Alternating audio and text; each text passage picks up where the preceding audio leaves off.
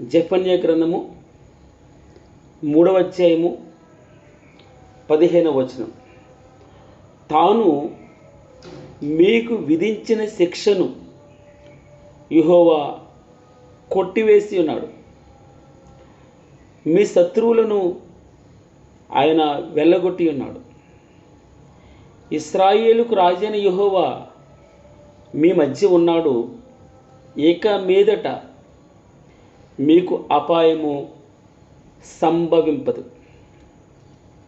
ఆ దినమున జనులు మీతో ఇట్లందరూ, యెరూషలేము భయపడకుము, సియోను ధైర్యము తెచ్చుకొనుము, నీ దేవుడైన యెహోవా నీ మధ్య ఉన్నాడు, ఆయన శక్తిమంతుడు, ఆయన మిమ్మును రక్షించును, ఆయన బహు ఆనందంతో నీ యందు సంతోషించును, నీ యందు తనకున్న ప్రేమను బట్టి శాంతము వహించి నీ అందరి సంతోషము చేత ఆయన హర్షించును.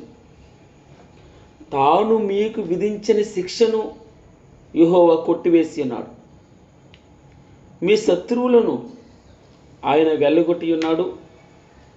ఇశ్రాయేలుకు రాజు అయిన యెహోవా మీ మధ్య ఉన్నాడు, ఇక మీదట మీకు అపాయము సంభవింపదు. ఆ దినమున జనులు మీతో ఇట్లందరూ ఏమని, యెరూషలేము భయపడొద్దు, సియోను ధైర్యం తెచ్చుకో, నీ దేవుడని యెహోవా నీ మధ్య ఉన్నాడు, ఆయన శక్తిమంతుడు, ఆయన మిమ్మల్ని రక్షించును, ఆయన బహు ఆనందంతో నీ యందు సంతోషించును, నీ యందు తనకున్న ప్రేమను బట్టి శాంతము వహించి నీ అందరి సంతోషము చేత ఆయన హర్షించును. మనం ఎఫెసీయులకి రాసినటువంటి పత్రిక ధ్యానాంశంలో ఒక మాట చూసాం. 6వ అధ్యాయంలో సర్వాంగ కవచం, దేవుడిచ్చు సర్వాంగ కవచం మనకి రక్షణ కలుగజేస్తుంది. సర్వాంగ కవచం అనగా అన్ని అవయవాలని ప్రొటెక్ట్ చేసేటటువంటి కవచం అనగా కేడెము. మనం చూస్తాం, యెహోవా నా కేడెము, యెహోవా నా బలమా, నేను నిన్ను ప్రేమించుచున్నాను. ఆయనే మన కేడెం, ఆయనే మన ప్రొటెక్షన్. అన్ని అవయవాలకి అనగా అన్ని పరిస్థితుల్లో, అన్ని సిచ్యువేషన్స్లో భగవంతుడు మనకి రక్షణ. ఈ ఉదయకాలన 10వ పద్యం మనం చదువుతూ ఉన్నాం. నీ చేతులు నన్ను నిర్మించి నాకు రూపు ఏర్పరిచింది. ప్రభువా, నీ చేతులు నన్ను నిర్మించాయి. మనకు తెలుసు, అనేకసార్లు ఈ మాటలు మనం చదువుకున్నాం. కీర్తనలో 139 14వ అధ్యాయము 13వ వచనంలో ఏముంటుందంటే, 139వ కీర్తన, నా అంతరంద్రియములను అనగా మనం చూస్తాం, సర్వాంగ అనగా అన్ని అంగములను, అన్ని అవయవములను ప్రొటెక్షన్. ఇక్కడ అంతరంద్రియములను అనగా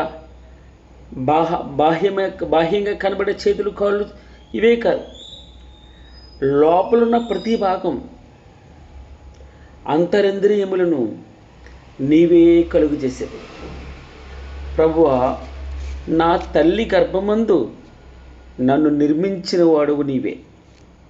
73వ వచనంలో 139వ కీర్తన 73లో మొదటి వచనం మనం చూస్తూ ఉన్నాం.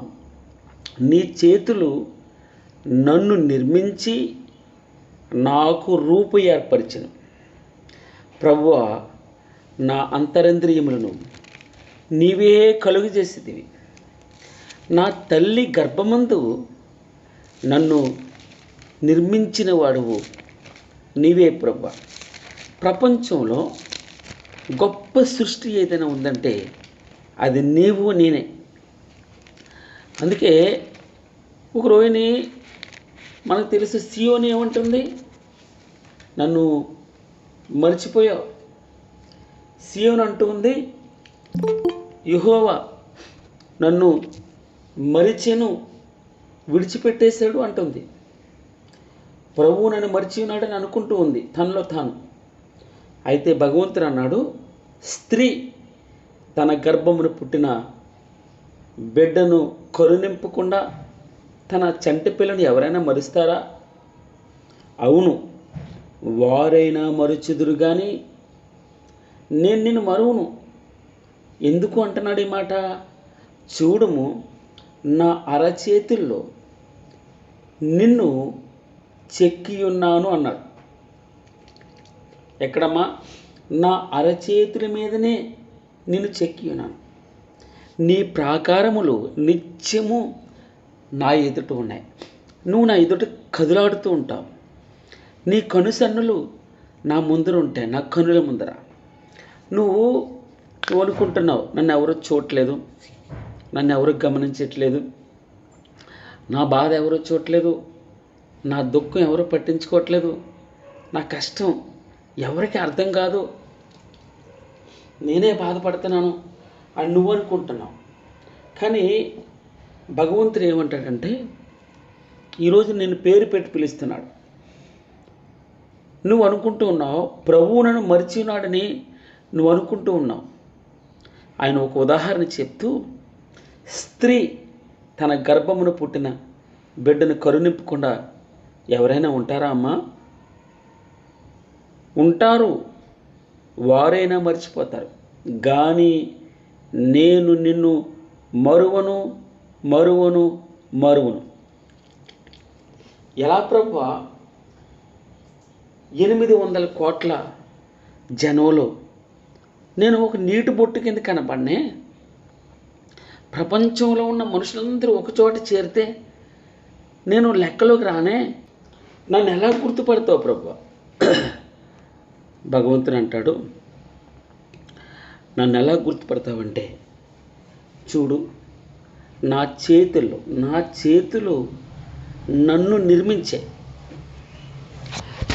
ఆయన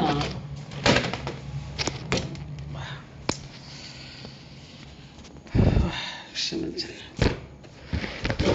ప్లేస్ లేదు, దానివల్ల అమ్మ అంతకంటే ఏం లేదు, చాలా కొంచెం ఇబ్బందిగా ఉంటుంది. సరే క్షమించండి. నా చేతులు నన్ను నిర్మించి నాకు రూపు ఏర్పరిచే. ఆయన చేతులే నన్ను చెక్కుకున్నాయి. ఎలా ఒక్కడిగా నన్ను గుర్తుపడతావు ప్రభువా? 800 కోట్ల మందిలో అంటే ఎక్కువసార్లు ఈ మాట నేను చెప్తున్నానని విసుగొద్దు. భగవంతుడు అంటాడు, ఇదిగో మన చెవులు మనల్ని యునిక్గా భగవంతుడు సృష్టించాడు. నీ ఒక్కరికే ఉంటాయి ఈ చెవులు. మీరు గమనించారే లేదో, మన వేలిముద్రలు ప్రపంచంలో మన ఒక్కరికే ఉంటాయి. రెండవది, మన కన్నులు మనకొక్కరికే ఉంటాయి. ప్రపంచంలో రెండో వ్యక్తికి ఉండో. మనల్ని కొన్ని వస్తువులు తయారు చేయమనిస్తే, 10 వస్తువులు తయారు చేయమనిస్తే అందులో 2 వస్తువులు 3 వస్తువులు ఒకేలా చేసేస్తాం మనం. కానీ భగవంతుడు సర్వసృష్టిలో, ఎంత పెద్ద సృష్టిలో నిన్ను ప్రత్యేకంగా చేశాడమ్మా. నీలా ఎవరినే చేయలేదు, నీలా ఎవరూ లేరు. ఆయన చేతులు మనల్ని సెపరేట్గా చేశాయి. ఆయన చేతులే నన్ను గుర్తుపెట్టేటట్టు. ఇప్పుడు మనం కవల పిల్లలు ఉంటాం, కవల పిల్లల్ని గుర్తుపట్టాలంటే చాలా కష్టమైపోద్ది. కానీ భగవంతుడు ఐడెంటిఫై చేస్తాడు. భగవంతుడు నిన్ను సెపరేట్గా చేశాడు. నీ వేలిముద్రలు సెపరేటు, నీ కంటిలో ఉన్నటువంటి రెటీనా సెపరేటు, నీ చెవులు సెపరేటు, ప్రతి భాగం అన్ని రకాలుగా చేశాడమ్మా. 800 కోట్ల రకాలుగా ఆయన సృష్టించాడు. ఎక్కడో ఒక చోట డిఫరెన్స్ పెడతాడు. అందుకే నువ్వు ఎయిర్పోర్ట్కి వెళ్తే పాస్పోర్ట్ లేదా నీ వేలు ముద్రలు పెడితే నీ పుట్టు పూర్వోత్తరాలు మొత్తం చెప్తారు. నువ్వు మారో, ఫలానా వ్యక్తి కదా, నువ్వు ఫలానా ఊరు కదా నీది చెప్తారు, గుర్తుపట్టేస్తారు. భగవంతుడు గొప్ప సృష్టిలో భాగం అమ్మ. దాన్ని బట్టి ఉదయకాలన ఆయనకు మనస్ఫూర్తిగా కృతజ్ఞతాస్తుతులు చెల్లించాలి. నీ చేతులు నన్ను నిర్మించి నాకు రూపు ఏర్పరిచిన యెహోవా, నా పక్షమున కార్యము సఫలం చేయి. యెహోవా, నీ కృప నిరంతరమును, నీ చేతి కార్యములను విడిచిపెట్టదు ప్రభువా. ఇది నువ్వు చేసినటువంటి పని. ఎవరు? నేను, నీవు, భగవంతుడు చేసినటువంటి పని. ఆయన నిర్మాణం మనం. ఆయన చేతిలే మనకి రూపిచ్చాయి, ఆయన చేతిలే నీకు రూపాన్ని ఇచ్చాయి. నువ్వు అనుకోవచ్చు, నేను రాత్రి ఒక మాట చెప్తూ, ఎందుకు చింతించాలి? నువ్వు చింతించుట వలన ఎవడైనా ఒక మూరడు ఎక్కువ చేసుకోగలరా అన్నాడు. అంటే దాని అర్థం ఏంటి? నేను 5 అడుగుల 3 అంగుళాలు ఎంత ఉంటాను బహుశా. నేను రోజు పొట్టుగా ఉన్నాను అంటూ బాధపడుతూ కూర్చున్నాను అనుకో, ఒక మూరడు ఏమైనా పెరుగుతానమ్మా? ఎందుకు బాధపడతాను? దేవుడు ఎంత ఇస్తే అంతే పెరుగుతాం మనం. ఆయన రూపం, ఆయన చేతులు మనం చేసే, ఆయన చేతులు ఆకారం, ముఖం ఎలా ఉండాలో ఆయనకు తెలుసు. ఈవెందో మీకు అర్థమవుతుందమ్మా, మన వెంట్రుకలు, ఒక వెంట్రుక రాలాలంటే ఆయన అనుమతి లేకుండా రాలదు. ఒక వెంట్రుక నలుపుగా కానీ తెలుపుగా కానీ కావాలంటే ఆయన అనుమతి ఉండాలి. ఆయన అనుమతి లేకుండా ఒక వెంట్రుక నలుపుగా కానీ తెలుపుగా కానీ నువ్వెందుకు భయపడతావు? ఆయన అనుమతి లేకుండా 2 పిచ్చుకలు ఒక కాసుకి అమ్ముడవుతాయి, 5 పిచ్చుకలు 2 కాసులకు అమ్ముడవుతాయి. అయినా కూడా అలాంటి విలువలేనటువంటి పిచ్చుకను కూడా భగవంతుడు కల్పించుకుంటాడు, ఆయన పట్టించుకుంటాడు, ఆయన తన లెక్కలోకి నేను తీసుకుంటాడు. నువ్వు చింతించొద్దు, బాధపడద్దు. ఆయన నువ్వంటే ప్రత్యేకమైన ప్రేమ. ఎందుకో తెలుసా? ఆయన చేతిలే నిన్ను నిర్మించారు. నీకు ఈరోజు నీ రూపం వచ్చిందంటే ఆయనే. మనం చూస్తాం, నా అంతరంద్రియములను నీవే ప్రభువా, నీవే కలగజేసేది. నా తల్లి గర్భమందు నన్ను నిర్మించిన వాడువు నీవే. నీవు కలుగు చేసిన విధం చూడగా ప్రభువా, నాకు భయం కలుగుతుంది, ఆశ్చర్యం కలుగుతుంది. అందుకే తండ్రి, నేను కష్టంలో ఉన్నప్పుడు నా పక్షాన 138వ కీర్తన 8వ వచనంలో మాట ఉంటుంది, నా పక్షమున భగవంతుడా కార్యము సఫలించే. నా వల్ల కాదు, నేను వెయిట్ చేస్తున్నాను, నా వలన అవ్వట్లేదు. యెహోవా, నీ కృప నిరంతరము ఉండునుగాక. తండ్రి, నేను నీ చేతి కార్యమును అనగా నీ చేతులతో నిర్మించిన మనిషిని ప్రభువా, నీ రూపంలో ఉన్నాను కదా, నీవే కదా నన్ను చేస్తావు. ఎలా విడిచిపెడతావు? నేను మనం చూస్తాం యెషయా గ్రంథం 38వ అధ్యాయంలో, ప్రభువా నీవే కదా నన్ను చేస్తావు, నువ్వు నాకు మాట ఇచ్చావు కదా, నీవే కదా నా ప్రభువా నా పక్షాన వాగ్దానం చేస్తావు, నేను కాపాడుతానన్నావు కదా, నన్ను ఇరుకులో ఉంటే విశాలతలోకి నడిపిస్తానన్నావు కదా, వాగ్దానం చేస్తావు కదా, నన్ను ఎలా విడిచిపెడతావు ప్రభువా? నేను నీ చేతి కార్యమును 71వ కీర్తన 5వ వచనంలో అంటాడు, నా ప్రభువా యెహోవా నా నిరీక్షణాస్పదం. ఏమన్నాడమ్మా? యెహోవా నా ప్రభువా నా నిరీక్షణాస్పదం. నా నిరీక్షణాస్పదం అనగా నా నిరీక్షణకు కారణం నీవే ప్రభువా. నేను ఇంకా బ్రతుకున్నానంటే, ఇంకా ప్రభువా ఈరోజు నాకు హోప్ ఉందంటే, నాకు ఇంకా ఆశ ఉందంటే అది నీవే ప్రభువా. యెహోవా నా ప్రభువా నా నిరీక్షణాస్పదం నీవే. బాల్యము నుండి నా ఆశ్రయము నీవే. గర్భవాసినైనది మొదలుకొని నీవే నాకు ప్రాపకుడివై ఉన్నావు ప్రభువా. నీవు నా ప్రాపకుడువు తండ్రి. తల్లి గర్భము నుండి నన్ను ఉద్భవింపజేసిన వాడు నీవే కదా ప్రభువా. నిన్ను గూర్చి నిత్యము ఎల్లప్పుడూ స్తుతిగానం చేయదును. నేను ఎప్పుడు పాట పాడతాను ప్రభువా. నా ప్రభువా, నా తండ్రి, నా నిరీక్షణాస్పదం నీవే. బాల్యము నుండి నాకు ఆశ్రయం నీవే. గర్భవాసినైనది మొదలుకొని, ఎప్పుడమ్మా? గర్భవాసినైనది మొదలుకొని నీవే నాకు ప్రాపకుడివై ఉంటివి. తల్లి గర్భము నుండి నన్ను ఉద్భవింపచేసిన వాడవు నీవే తండ్రి. అందును బట్టి నిన్ను గూర్చి నిత్యము ఎల్లప్పుడూ స్తుతిగాను నేను మర్చిపోను తండ్రి. ఎందుకు? నా అంతరేంద్రియములను నీవే కలుగు చేస్తావు. నా తల్లి గర్భమును నిర్మించిన వాడవు నీవే నా ప్రభువా. నీవు నన్ను కలుగు చేసిన విధం చూడగా భయం కలుగుతుంది, ఆశ్చర్యం కలుగుతుంది.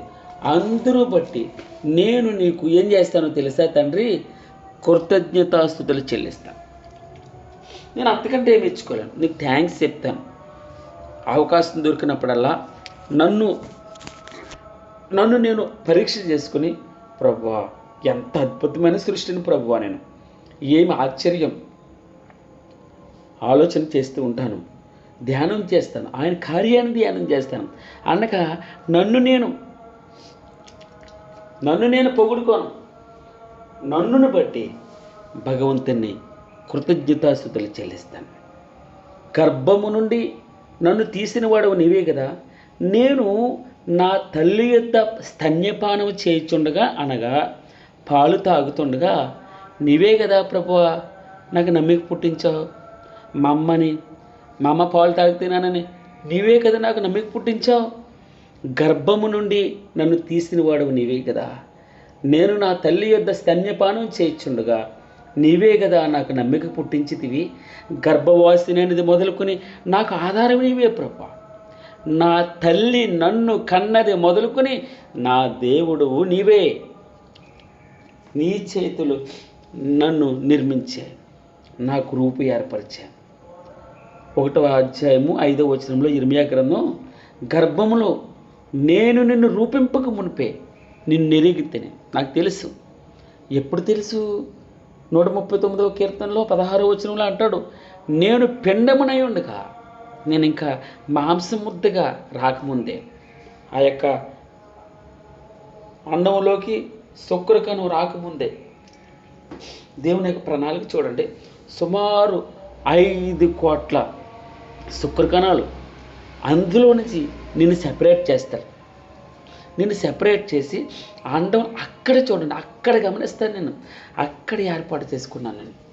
అక్కడ నిన్ను నిర్మించాడు. ఎలా అమ్మా?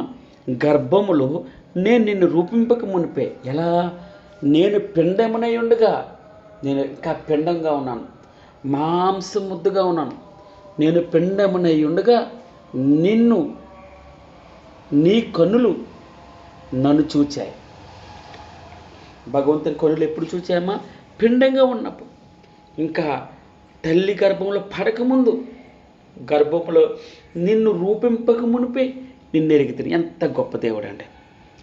నేను భయపడకూడదు. ఈరోజు నేను జపన్య గ్రంథం మనం చూసాం. భయపడద్దు, ధైర్యం తెచ్చుకో, నిబ్రంగా ఉండు అన్నాడు భగవంతుడు. గర్భములో నేను నిన్ను రూపింపక మునిపే నిన్ను ఎరిగితిని. నీవు గర్భము నుండి బయలు పడక మునిపే నేను నిన్ను ప్రతిష్ఠించి తిని. స్తోత్రం ప్రభు. నువ్వు ఎలా ఉండాలో ఆయనకి ముందే తెలుసండి. నువ్వు ఎక్కడుంటావో ఆయనకి తెలుసు.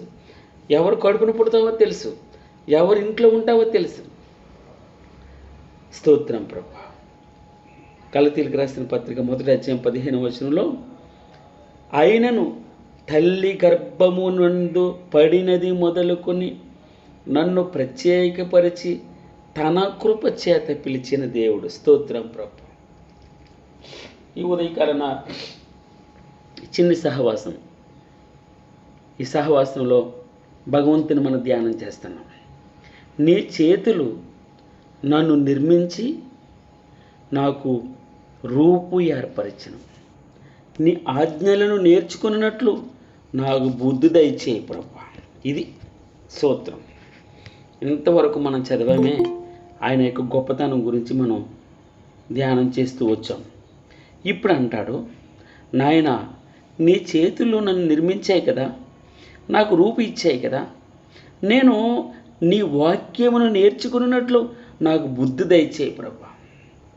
నిన్న మనం చూస్తాం, నాకు బుద్ధితో పాటు వివేచన దయచేయి తండ్రి. వివేచన, ఏది మంచి ఏది చెడు నేను బేరీజు వేసుకోవాలి, నన్ను నేను పరీక్ష చేసుకోవాలి. మనం ఆయన శరీరం దగ్గరికి వచ్చినప్పుడు, ఆయన ద్రాక్ష రక్షణ మనం తీసుకుంటూ ఉన్నప్పుడు మనం ఆలోచన చేస్తాం. ఏం చేస్తాం? మొట్టమొదట మనల్ని మనం స్వపరీక్ష చేసుకుంటాం. ఇతరులు మనకు చెప్పకూడదు, మనంతట మనమే పరీక్ష చేసుకుంటాం. అయ్యా, నాకు బుద్ధి ఉందా లేదా? నేను ఎక్కడున్నాను? నీకు ఆయాస్కరంగా ఉన్నానా? ఏ పాపంతో పట్టబడ్డాను? మనకు తెలియనటువంటి మనం ఎక్కడే నిరిక్కుపోతే భగవంతుని దగ్గరికి వచ్చి క్షమాపణ అడుగుతాను. అయ్యా, నన్ను క్షమించు.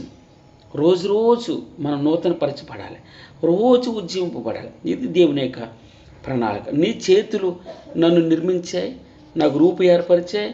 నేను నీ ఆజ్ఞలను నేర్చుకున్నట్లు నాకు బుద్ధి దయచేయి ప్రభా. నీ వాక్యం మీద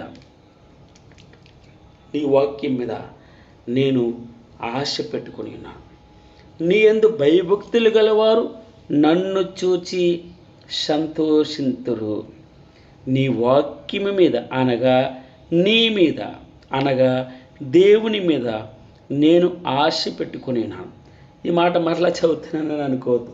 73వ కీర్తనలు అంటాడు, యెహోవా ఆకాశమందు నీవు నాకుండగా లోకంలోనిది ఏది నాకు అక్కర్లేదు. నీవు నాకుండగా లోకంలోనిది ఏది నాకు వద్దు ప్రభా. ఏమన్నాడమ్మా 25వ వచనంలో? ఆకాశమందు నీవు తప్ప నాకెవరున్నారు? Question mark. నీవు నాకుండగా లోకంలోనిది ఏది నాకు అక్కర్లేదు. నా శరీరం నా హృదయం క్షీణించిపోయినను దేవుడు నిత్యము నా హృదయమునకు ఆశ్రయదుర్గమును స్వాస్థ్యమునై ఉన్నాడు. నీవు నా స్వాస్థ్య భాగం, నీవు నా పానీయ భాగం, నా ఆస్తివి నీవే. ఒకవేళ అన్నీ ఒక పక్కన పెట్టుకుని భగవంతుని ఒక పక్కన పెడితే నేను నిన్నే కోరుకుంటాను. బంగారం కోరుకోను, వెండిని కోరుకోను. నిన్న మనం చూసాం ఒక వాక్యాన్ని, ఏమని? వేల కొలది వెండి బంగారు నాణెముల కంటే, 72 వచనం కదమ్మా, వేల కొలది వెండి బంగారు నాణెముల కంటే నీవిచ్చిన ధర్మశాస్త్రము నాకు మేలు. నేను దేంతో కంపేర్ చేయగలను? వాక్యాన్ని, భగవంతుని దేంతో కంపేర్ చేయగలను? దేంతోనే కంపేర్ చేయాలి. ఈ ఉదయకాలన మనం ఆలోచన చేద్దాం. మనకి భగవంతుడు ఎలా ఉన్నాడు? కోరికలు తీర్చుకోవడానికైనా,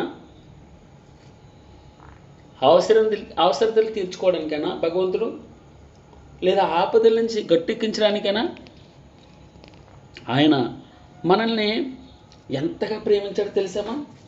జపన్య గ్రంథంలో మనం చూసాం. ఇప్పుడే మనల్ని ఎంతగా ప్రేమించాడంటే అసలు ఆ ప్రేమని వర్ణించలేము.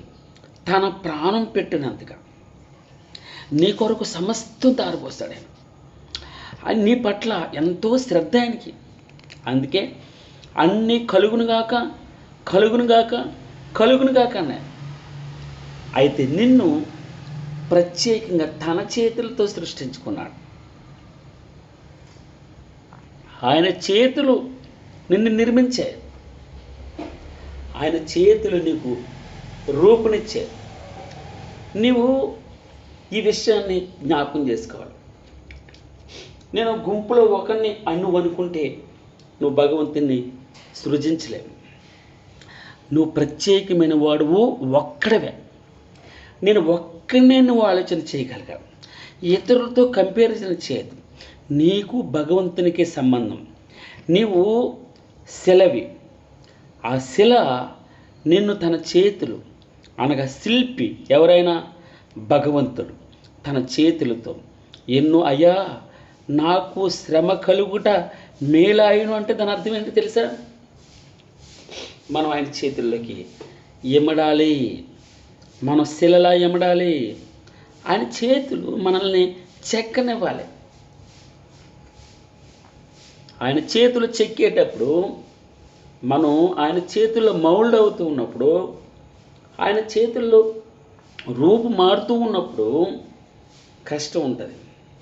ఉదయం 5 గంటలు లేవడం అంత ఈజీ కాదు. 4 గంటలు లేచి ప్రార్థనలు చేయడం అంత ఈజీ కాదు. కడుపు మార్చుకోవడం, ఉపవాసాలు ఉండడం అంత ఈజీ కాదు. పొరుగు వారి కొరకు ప్రార్థన చేయడం అంత ఈజీ అయిన విషయం కాదు. శత్రువుని క్షమించడం అంత ఈజీ అయిన విషయం కాదు. భగవంతుని రూపంలోకి రావాలంటే మాటలు చెప్పినంత కాదు, చేతుల్లో ఉండాలి. నీ విశ్వాస క్రియల్లో కనబడాలి. లేదా మృతుడు నువ్వు అన్నాడు. ఈరోజున ఈ ఉదయకాలన 74వ వచనంలో, నీ యందు భయభక్తులు గలవారు నన్ను చూసి సంతోషిస్తారు. నా భక్తిని చూసి సంతోషిస్తారు. నా ప్రార్థన జీవితాన్ని చూసి సంతోషిస్తారు. నా సాక్ష్యముని బట్టి చూడాలి. మనుషులు మత్తయి సువార్త 5వ అధ్యాయం 16వ వచనంలో, మనుషులు మీ సత్క్రియలను చూసి, మీ మంచిని చూసి పరలోకమందున్న తండ్రిని మహిమపరిచినట్లు వారి ఎదుట మీ వెలుగు అనగా క్రీస్తు ప్రకాశింపబడాలి. క్రీస్తు మీ మీద, నిన్న మనం చూసిన ఎఫెసీయులకు రాసిన పత్రిక, ఆయన మీరు నిద్రించుచున్న నీవు మేల్కొని, ఎక్కడి నుంచి మేల్కోవాలి? మృతులలో నుండి లేము అన్నాడు. చనిపోయిన స్థితిలో నుంచి లేవాలి. అప్పుడు నీ మీద ఆ వాక్యము ప్రకాశిస్తుంది. ఆయన నీ మీద వెలుగ్గా ఉంటాడు. క్రీస్తు నీ మీద ప్రకాశించడు, ఆయన వెలుగ్గా ఉంటాడు. అందుకే మనం పేతురు భక్తుడు రాసిన పత్రికలు కూడా మనం చూస్తాం. మనం తెల్లవారివే కూర్చుక మీ మీద ఉదయించే వరకు మన ఆశ ఆయన మీద పెట్టుకోవాలి. విశ్వాసమునక కర్తయు దానిని కొనసాగించేవాడైన యేసు వైపు ఉండాలి. అప్పుడు సులువుగా చిక్కులు పెట్టే ప్రతి పాపమును జయిస్తారు. మీరు జయిస్తారు. జయించడం ఇదిగో అన్నిటిని జయించాడే ఆయనని మీరు తలంచుకోవాలి. ఇవన్నిటిని జయించడు ఒక ఆయనే ప్రభు అయిన క్రీస్తు. సశరీరుడుగా లోకంలో ఉండి 33.5 సంవత్సరాలు ఉండి నాలో పాపం ఉన్నదని మీలో ఎవడు స్థాపించగలడు? అందుకే నన్ను పోలి నడవాలి మీరు అన్నాడు. దేవుని చిన్నపిల్లారా, దేవుని పోలి నడవండి. భగవంతుని పోలి నడవాలి. మీరు భగవంతునిలా ఉండాలి. యేసు క్రీస్తు వారు వలె ఉండాలని మీరు పిలువబడరు. ఆ పిలుపుకు తగినట్లు, ఆయనకు తగినట్లు మీ ప్రవర్తన ఉండాలి. భగవంతునికి తగినట్లు మనం, ఉదాహరణకి పొజిషన్ బట్టి మనం మారాలి అన్నాడు. ఉదాహరణకి ఏంటంటే, చిన్నవాడుగా ఉన్నప్పుడు చిన్నవాళ్ళ యాక్ట్ చేస్తాం. తండ్రిగా ఉన్నప్పుడు తండ్రి బాధ్యతను పోషిస్తాం. పెద్దవాడుగా ఉన్నప్పుడు పెద్దవాడు బాధ్యత పోషిస్తాం. మనకి హోదా వయసుని బట్టి, హోదా యొక్క ఎక్స్పీరియన్స్ని బట్టి, హోదా రోజు రోజుకి వాక్యంలో ఉన్నటువంటి గొప్పతనం మనకి హోదా ఇస్తుంది. ఆ హోదాను బట్టి ఆ యొక్క ఘనత, మన ఘనత వస్తుంది. వాక్యం మనల్ని దినదినము పైకి తీసుకెళ్తుంది. దీన్ని చూసి ప్రభువా, నేను నీ మీద ఆశ పెట్టుకుని అన్నాను. నీ యందు భయభక్తులు గలవారు నన్ను చూసి సంతోషిస్తారు. నన్ను చూచి అంటే నోటి మాటలు వినే అనలేదు, చూచి అన్నాడు. నా క్రియలను చూసి సంతోషిస్తారు. 75వ వచనం, యెహోవా నీ తీర్పులు న్యాయమైనవి. మనం నేను చూస్తాం, ఈ ప్రతి పద్యంలో 8 రకాలుగా పర్యాయ పదాలు ఉంటాయి. వాక్యమే భక్తుడు 176 అనగా 22 పద్యాలుగా విభజిస్తూ ప్రతి పద్యంలో 8 రకాలుగా వాక్యానికి పర్యాయ పదాలు భగవంతుడు ఇస్తూ ఉంటాడు. అనగా మన జీవితాల్లో వాక్యం మీద ఎంత ఫోకస్ చేస్తే క్రీస్తు నీ జీవితంలో సెంటర్ అవ్వాలి. ఆయన నీ జీవితంలో బ్రతుకవ్వాలి. ఆయనే ఆశ అవ్వాలి. అందుకే ఏమన్నాడు 74వ వచనంలో, నీ వాక్యం మీద నేను ఆశ పెట్టుకుని ఉన్నాను. ఆయన కుమారుడు క్రీస్తు మన జీవితంలో కార్యం చేయాలి. సర్వాంగ కవచం అన్నాం. అన్ని అవయవాల నుంచి, అన్ని పరిస్థితుల నుంచి ఇశ్రాయేలును కాపాడువాడు కునుకుడు నిద్రపోడంటే ఆయన్ని మనం ఉంచుకోవాలి. ఆశీర్వాదం ఏంటో తెలుసమ్మా, ఆయన ఉండడం ఆశీర్వాదం. ఆ తెల్లవారులు ఒక నరుడు పోరాడినట్లు యాకోబు పెనుగులాడుతూ ఉన్నాడు. ఆశీర్వాదం లేదా అండి? డబ్బు లేదా? పిల్లలు లేరా? అన్నీ ఉన్నాయి. ఆశీర్వాదం అంటే ఏంటో తెలుసమ్మా? ఆశీర్వాదం అనగా ఆయన మనతో ఉండడమే ఆశీర్వాదకరం. అందుకే ఈ సామెత ఎక్కువ చెప్తాను. రాజు మనతో ఉంటే, రాజు తినే ఆహారం మనది కాదమ్మా? రాజుకున్న భోగభాగ్యాలు మనమే కాదా? రాజుకున్న ఆహారం మనది కాదు, రాజుకున్న సింహాసనం మనది కాదు. ఇదిగో నేను తలుపు యొద్ద నిలబడి తడుతూ ఉన్నాను. ఎవడైనా తలుపు తీస్తే నేను తన దగ్గరికి వస్తాను. అతను నాతో ఉంటాడు, అతనితో నేను ఉంటాను. నాతో కలిసి భోజనం చేస్తాడు. నా సింహాసనం మీద కూర్చుండి పెట్టుకుంటాను. నా కుడి పక్కన ప్రత్యేకమైన స్థానం ఇస్తాను. ఎవడికి? చేతకాని ఈ బలహీనుడికి. పనికి మళ్ళీ నాకు బలహీనుడు నేను. నాకు ఆయనతో కూర్చునే అవకాశం దొరుకుతుంది. నేను ఏళ్తాను. అన్నీ విడిచిపెట్టొచ్చాం ప్రభువా, మాకేం దొరుకుతుంది తండ్రి? సమస్తం విడిచిపెట్టొచ్చు, మాకేం దొరుకుతుంది?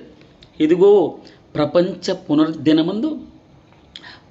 పునర్జననమందు మీరు మనుష్య కుమారుడు తన సింహాసనం మీద కూర్చున్నప్పుడు మీరు కూడా 12 గోత్రముల వారికి తీర్పు తీరుస్తారు. సింహాసనం మీద నాతో పాటు కూర్చుండి పెట్టుకుంటాను. నీ చేతులు నన్ను నిర్మించి నాకు రూపు ఏర్పరచడం, నీ వాక్యం మీద నేను ఆశ పెట్టుకుంటాను ప్రభువా. తండ్రి 76వ వచనం, నీ సేవకునికి నీవిచ్చిన మాట చెప్పున నీ కృప నన్ను ఆదరించునుగాక. మన క్వాలిఫికేషన్ ఆయన కృపేనండి. యెహోవా నా పక్షమున కార్యము సఫలము చేయి. యెహోవా నా పక్షమున పోటబడు. ఏమన్నాడమ్మా? యెషయా గ్రంథం 38వ అధ్యాయంలో, యెహోవా నా కొరకు నువ్వు పోటబడాలి. 138వ కీర్తన 8వ వచనంలో ఏమన్నాడు? యెహోవా నా పక్షమున కార్యము సఫలము చేయతండి. యెహోవా నీ కృప నిరంతరము నా మీద ఉంటుంది. ఎప్పుడు ఉంటుందమ్మా? నిరంతరము నా మీద ఉంటుంది. నీ చేతి కార్యములను ప్రభువా, నువ్వు సృష్టించినటువంటి సృష్టిని తండ్రి, నేను నీకు ఇష్టంగా నన్ను నిర్మించుకున్నావు. నన్ను ఎలా విడిచిపెడతావు? నన్ను విడిచిపెట్టొద్దు, నా పక్షాన్ని కార్యం చేయి ప్రభువా.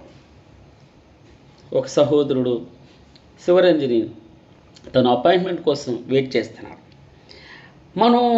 మనకి సాధ్యం కాదు, మనం రికమెండ్ చేయించలేం. కానీ భగవంతుడు మన పక్షాన కార్యం సఫలం చేస్తాడు. ఆయనే రికమెండ్ చేస్తాడు. ఒకవేళ ఆలస్యం అవుతుందా, అంత మాత్రం చేత నువ్వు అలక్ష్యం చేయబడవని మాత్రం జ్ఞాపకం చేసుకో. ఆయన నీకు బెస్ట్ ఇస్తాడు, ఆయన నీకు మంచిది ఇస్తాడు. మీరు చెడ్డవారై ఉండి మీ పిల్లలకి చేపను అడిగితే పామునిస్తారా? ఇస్తారమ్మా? మీరు నా డాడీ నాకు అది కావాలంటే కొనిస్తారా? ఎవరా? అయితే మీ శారీరకమైనటువంటి తండ్రి, భూలోకంలో మీ తండ్రి ఇంత ప్రేమ చూపిస్తుంటే, నేను నా చేతులతో నిన్ను నిర్మించాను. ఎంత కష్టపడ్డానో తెలుసా నిన్ను ఈ రూపం తీసుకురావడానికి? నువ్వేమంటావు? అద్దం దగ్గరికి వెళ్ళినప్పటికీ నేను ముసలోడిని అయిపోతున్నాను, నా వెంట్రుకలు తెల్లగా అయిపోతున్నాయని నువ్వు బాధపడతావు. నేను అందంగా లేని నల్లగున్నానని నువ్వు బాధపడతావు. నా పళ్ళు కొంచెం ఎత్తుకున్నాయి, నేను అందంగా లేను, నా భర్తకు నచ్చుతున్నాను లేదని నువ్వు అనుకుంటూ ఉన్నావు. కానీ భగవంతుడు నేను ఎలా సృష్టించాడో తెలుసమ్మా? ఆయన చేతులు నిన్ను ఎంత చక్కగా, చేతులు నీ బుజ్జి చేతులు, నీ బుజ్జి కళ్ళు చిన్న పెదవులు. ఆయన చిన్నప్పుడు మీ అమ్మ నిన్ను చేతిలో పెట్టుకుని ఎంత మురిసిపోయిందో. ఒరే, ఈ కాళ్ళు నా పొట్ట మీద తన్నాయా, నా పొట్టలో నువ్వు కదిలాడుతున్నప్పుడు ఎంత సంతోషపడ్డానరా అని మీ అమ్మ నిన్ను ఎత్తుకుని ముద్దాడుతూ అలా ఎంత సంతోషపడుతుందో తెలుసమ్మా? నువ్వు నీ తల్లి గర్భంలో నుంచి బయటకు వచ్చినప్పుడు భగవంతుడు నిన్ను అంతగా సంతోషపడతాడమ్మా. మీ అమ్మ ఎలా సంతోషపడుతుందో, మీ నాన్న ఎలా నువ్వు భూమి మీదకి వచ్చినప్పుడు గర్భము నుండి ప్రభువా నన్ను తీసినవాడు నీవే కదా, నేను నా తల్లి యొద్ద పాలు తాగుతుండగా స్తన్యపానం చేయించుండగా తండ్రి నీవే కదా నాకు నమ్మిక పుట్టించావు. భక్తుడు ఎంత అద్భుతంగా తను పాట పాడుతున్నాడు చూడనమ్మా. గర్భవాసిని అనేది మొదలుకొని ప్రభువా నాకు ఆధారం నీవే, గర్భవాసిని అనేది మొదలుకొని నాకు ఆధారం నీవే, నా తల్లి నన్ను కన్నది మొదలుకొని నా దేవుడు నీవే ప్రభువా.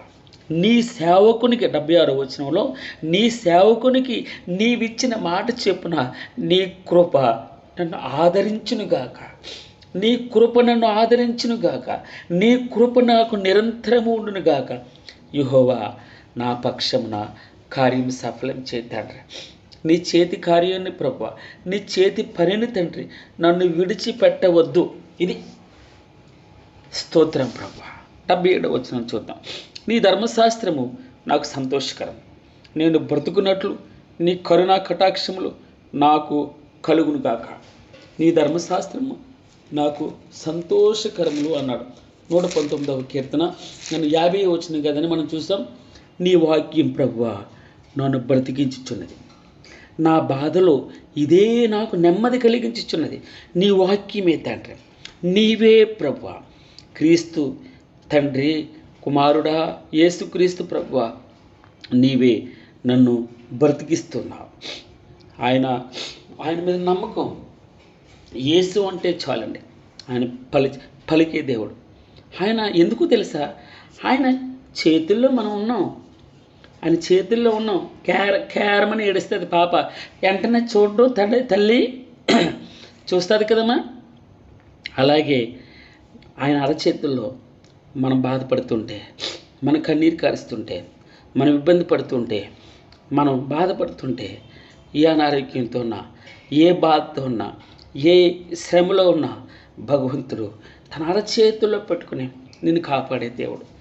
అందుకే ప్రభువా నువ్వు మాట ఇచ్చావు కదా, ఏమన్నాడమ్మా 38వ అధ్యాయంలో, నువ్వు మాట ఇచ్చావు కదా ప్రభువా, నీవే నా కోసం పోటుపడయ్యా, నా పక్షాన నువ్వు యుద్ధం చేయి. భక్తులు అంటే నా పక్షాన నువ్వు యుద్ధం చేయాలి, నా పక్షాన మాట్లాడయ్యా, నా అధికారితోటి నా పక్షాన డాక్టర్తో మాట్లాడయ్యా, నా పక్షాన ఇదిగో ఆ డాక్టర్ పక్షాన నువ్వు ఆపరేషన్ చేయయ్యా. నా యొక్క చేతులు నీవే కదా ఈ శరీరంలో అవయవం, నీవే కదా కిడ్నీ ఎలాగుండా నిర్మించాం, నీవే కదా లివర్ ఎలా ఉండాలో నిర్మించాం. అది ఈరోజు అలసిపోయి పడుకుంటుంది ప్రభా, చిన్నగా అయిపోయింది తండ్రి. మరలా నాకు పసిబిడ్డ శరీరం కావాలి, మరలా బలాన్ని ప్రసాదించు, నా పక్షమున కార్యం సఫలం చే. యెహోవా నీ కృప నిరంతరము. అప్పుడున్న దేవుడు, ఇప్పుడున్న దేవుడు, ఎప్పుడు మారని దేవుడు, మార్పు లేని దేవుడు. అందుకే నీ వాక్యం నాకు సంతోషకరం. నేను బ్రతుకున్నట్లు నీ కరుణ కటాక్షము నాకు కలుగునుగాక, నీకు కలుగునుగాక. నేను నీ వాక్యమును అనగా నీ ఉపదేశములను ధ్యానించుచున్నాను. గర్విష్ఠులు నా మీద అబద్ధములాడినందుకు వారే సిగ్గుపడుతురుగాక. ఎవడు చేసిన పాపం వాడికే వచ్చునుగాక, వాడు చేసింది వాడి నెత్తి మీదకి వచ్చునుగాక. వాక్యం చెప్తుంది, నేను కాదు. వాడు చేసింది వాడి నెత్తి మీదకే వస్తుంది. ఏ పంట విత్తుతావో, ఏ విత్తనం విత్తుతావో అదే పంటకు వస్తావు. వారు నా మీద అబద్ధములు ఆడుతున్నారు, వారే సిగ్గుపడతారు. నేను నా దేవుణ్ణి నమ్ముకున్నాను, ఆయన వాక్యాన్ని ధ్యానిస్తున్నాను. నా ఆశ అంతా ఆయన మీదే. మనుషులు క్షయమైన వాటి మీద ఆశ పెట్టుకుంటారు. బంగారం మీద ఆశ ఉంటుంది, డబ్బు మీద ఆశ ఉంటుంది, భూముల మీద ఆశ ఉంటుంది, ఉద్యోగంలో ప్రమోషన్ల మీద ఆశలు, వ్యాపారాల అభివృద్ధి మొత్తం అంతా నేను ఒక్కడనే ఉండాలి, డబ్బంతా నా ఇంట్లో ఉండాలి, వడ్డీలు రావాలి, రకరకాలుగా. నీ యందు భయభక్తులు గలవారును నీ శాసనములను తెలుసుకుని వారును నా పక్షమున ఉందురుగాక. స్తోత్రం ప్రభువా. ఇది వాక్యం మీద ఆశ అంటే నీ యందు భయభక్తులు గలవారు, నీ శాసనములను అనగా నీ వాక్యం తెలుసుకున్నవారు ఎవరు నిలబడతారు నా పక్షాన? భగవంతుని యందు భయభక్తులు గలవారు. 2, ఆయన శాసనములను తెలుసుకున్నవారు నా పక్షమున ఉందురుగాక.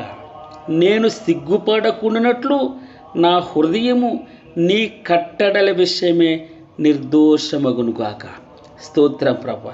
నాకు అవమానం కలగకుండా ఉండాలంటే, నా పాపం రాకుండా ఉండాలంటే నా హృదయంలో వాక్యం ఉండాలి. అందుకే ఏమన్నాడు? యవనస్తులు దేని చేత తమ నడత శుద్ధిపరుచుకుంటారండి? నీ వాక్యమునే బట్టి కదా ప్రభువా. నా హృదయంలో నీ వాక్యం ఉంచుకొని ఉన్నాను. యవనస్తులు దేని చేత తమ నడత శుద్ధిపరుచుకుందరు? నీ వాక్యములను బట్టి దానిని జాగ్రత్తగా చూచుకున్నట్టు చేతనే కదా. నా పూర్ణ హృదయంతో నేను వెతికినాను. నన్ను నీ ఆజ్ఞలని విడిచి తిరగనీయొద్దు ప్రభువా. నీ ఎదుట నేను పాపము చేయకుండానట్లు నా హృదయంలో నీ వాక్యము ఉంచుకుని ఉన్నాను. యెహోవా, నీవే స్తోత్రమునందదగిన వాడువు. నీ కట్టడలను నాకు బోధించుము. నేను సిగ్గుపడకుండానట్లు నా హృదయం నీ కట్టడల విషయమై నిర్దోషమగునుగాక. మనం ఉదయం లేచిన వెంటనే వాక్యం చదవాలి, ప్రార్థన చేయాలి. 2, క్రైస్తవ జీవితంలో మనం కొలస్సీలకు రాసిన పత్రిక ధ్యానం చేశాం. ఏం చెప్పాడు భగవంతుడు? ఆయన సన్నిధిలో మనం కనబడాలి. ఎల్లప్పుడూ ఆయన సన్నిధిలో కనబడుతూ ఉండాలి. 2వది, ఆయన సన్నిధిలో కనిపెట్టుకుని ఉండాలి. 2 సూత్రాలు. ఎఫెసీయులకు రాసిన పత్రిక మనం ధ్యానం చేస్తున్న 6వ అధ్యాయంలో ఇప్పుడున్నాం. ఏమనుంది అక్కడ? ఆయన సన్నిధిలో ఆయన ముందర కూర్చోవాలి, ఆయనతో పాటు లేచి నిలబడాలి, ఆయనతో పాటు కలిసి నడవాలి. ఇది సూత్రం. ఏం చేయాలమ్మా? ఆయన సన్నిధిలో ఆయన ముందర కూర్చోవాలి. తప్పకుండా ఆయన కనుసన్నుల్లో మనం ఉన్నాం, ఆయన చేతుల్లో మనం ఉంటే ఇప్పుడు కాకపోతే రేపొద్దున చూస్తాడండి. ఆలస్యం చేస్తాడు కానీ అలక్ష్యం చేయడు.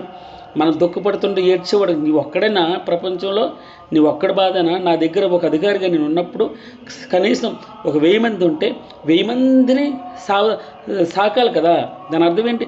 1000 మంది బాధల్ని తీర్చాలి, 1000 మంది కష్ట సుఖాలు తీర్చాలి. వారి సుఖాల్లో పాల్పొందాలి, వారి కష్టాల్లో పాల్పొంది. నువ్వు ఒక్కడమే కాదు కదా. అందుకే అలాగని చెప్పి 800 కోట్ల మంది వెనకాల ఉన్నానా? కాదు, నువ్వు ముందరే ఉన్నావు. ఆయన చేతుల్లో ఉన్నావు. నువ్వు భిన్నంగా ఉండగానే ఆయన కన్నులు నేను చూస్తూ ఉన్నాయి. నువ్వు అలక్ష్యం చేయబడలేదు, నువ్వు నిర్లక్ష్యం చేయబడలేదు. సూత్రం ఏంటంటే మనం ఆయనతో అంటుకట్టబడి ఉండాలి, ఆయనతో ఉండాలి. మనం ఆయన శిల్పి చేతులు ఎమ్మడాలి. ఆయన ఎలా చెక్కేటప్పుడు మనకు కొంచెం కష్టం వచ్చినా, దుఃఖం వచ్చినా, బాధ వచ్చినా మనం ఎట్టి పరిస్థితుల్లోనే ఆ బాధ నుంచి బయటికి రాకూడదు. ఆ బాధ నుంచి అంటే బాధ వచ్చింది కదని చేతుల్లో దులిపేసుకుని బయటకు వచ్చేయకూడదు. ఆయన చేతుల్లోంచి బయటకు వచ్చేయకూడదు. ఆ శిల్పి చేతిలో మనం చక్కగా ఎమ్మడాలి. లేదు అంటే ఆయన చేతులు ఇమిడితే కదా రూపం వచ్చేది.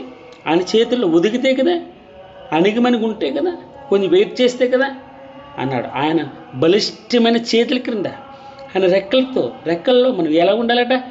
మనం వేచి ఉండాలి, అణిగిమణిగి ఉండాలి, ఓపికతో ఉండాలి, పేషెన్సీ ఉండాలి. మన బాధల్ని పైన ఉన్నవాడితో పోల్చుకోవద్దు, డబ్బు ఉన్నవాడితో పోల్చుకోవద్దు, అందంగా ఉన్నవాడితో మనకంటే ఎంతోమంది నిరాశ నిస్పృహుల్లో ఉన్నారు, అనేకులు బలహీనులుగా ఉన్నారు, అనేకులు ఆసుపత్రుల్లో ఉన్నారు, అనేకులు కష్టాల్లో ఉన్నారు, అప్పుల్లో ఉన్నారు. నువ్వు గొప్పడువు కదూ. ఈరోజు తిండి దొరుకుతుంది, చక్కని ఉద్యోగం ఉంది, చక్కని బలం ఉంది. మనం దీంతో కదా మనకు తృప్తి పొందేది. మన దేవుడు ఇచ్చినటువంటి దాంతో తృప్తి పొందుతూ ఆయన కృతజ్ఞతాస్తుతులు చెల్లించాలని ఆయన చెప్పట్లేదు. అందుకే నేను సిగ్గుపడుకున్నట్లు నా హృదయము నీ వాక్యము విషయమే నిర్దోషమగునుగాక. నన్ను నేనే స్వపరీక్ష చేసుకుంటాను. గాడ్ బ్లెస్ యూ అమ్మ. దేవుడు వాక్యమును దీవించునుగాక.